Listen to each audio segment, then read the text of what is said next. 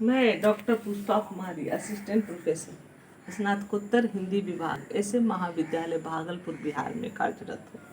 आज मैं अपने विद्यार्थियों को हिंदी नाटक का विकास क्रम या हिंदी नाटक का उद्भव एवं विकास शीर्षक पर व्याख्यान दूंगी।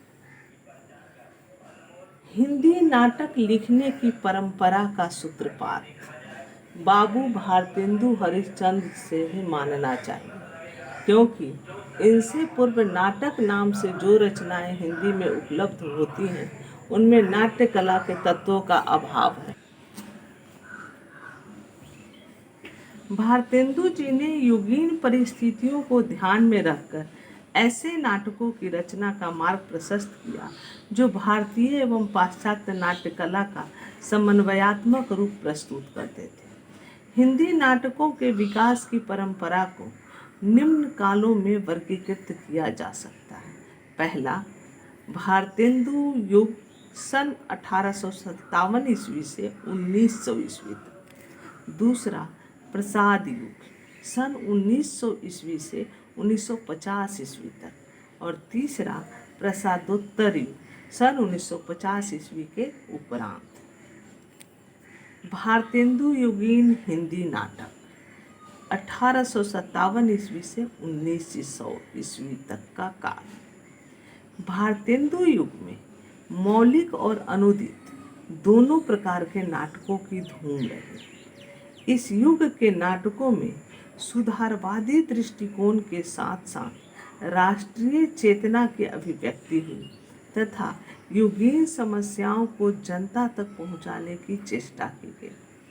भारतेंदु काल के अन्य नाटककारों में लाला श्रीनिवास दास, राधा कृष्ण दास, बाल कृष्ण भट्ट, राधा चरण गोस्वामी, गोपाल राम गहमरी, जीपी श्रीवास्तव तथा प्रताप नारायण मिश्र आदि आते हैं। दूसरा, प्रसाद युगीन हिंदी नाटक सन 1900 ईस्वी से 1950 ईस्वी तक का हिंदी नाट्य साहित्य को प्रसाद युग की संज्ञा दी गई है।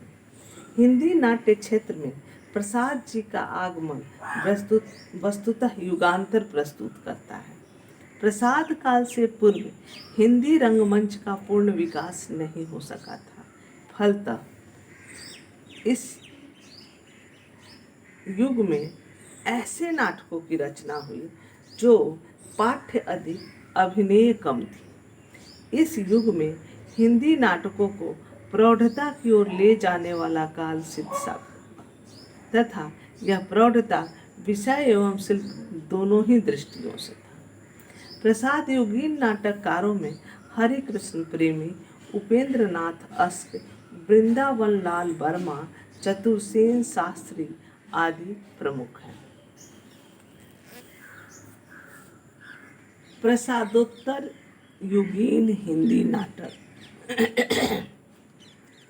प्रसादोत्तर नाटकों का प्रारंभ हम 1950 ईस्वी से मान सकते हैं। इस काल के उपरांत रचित नाटक जीवन के यथार्थ से अधिक जुड़े हुए हैं तथा उनमें रंगमंचीयता एवं अभिनयता का विशेष ध्यान रखा गया है। देश में स्वतंत्रता के उपरांत एक नई चेतना का विकास हुआ। नवीन परिवेश, नवीन भावबोध एवं नवीन मान्यताओं ने नाटकों की विषय वस्तु को भी बदल दिया। अब विषय वस्तु और शिल्प में बदलाव नजर आने लगा। प्रसादोत्तर नाटककारों में विष्णु प्रभाकर, जगदीश चंद्र माथुर, धर्मवीर भारती, सुरेंद्र वर्मा आदि प्रमुख हैं।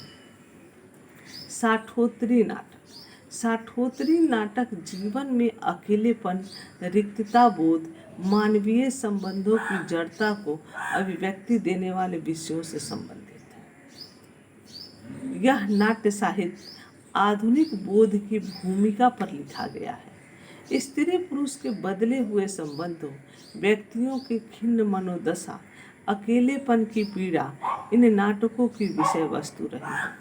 साठोत्तरी नाटकों में प्रमुख हैं छठा बेटा, सन्यासी, लहरों के राजहंस, सिंदूर की होली, आधे अधूरे, पहला राजा आदि। इस प्रकार हिंदी नाटक के विकास क्रम को सिर्फ इतना ही तक नहीं रखा जा सकता है, इसे और भी आगे बढ़ाया जा सकता है।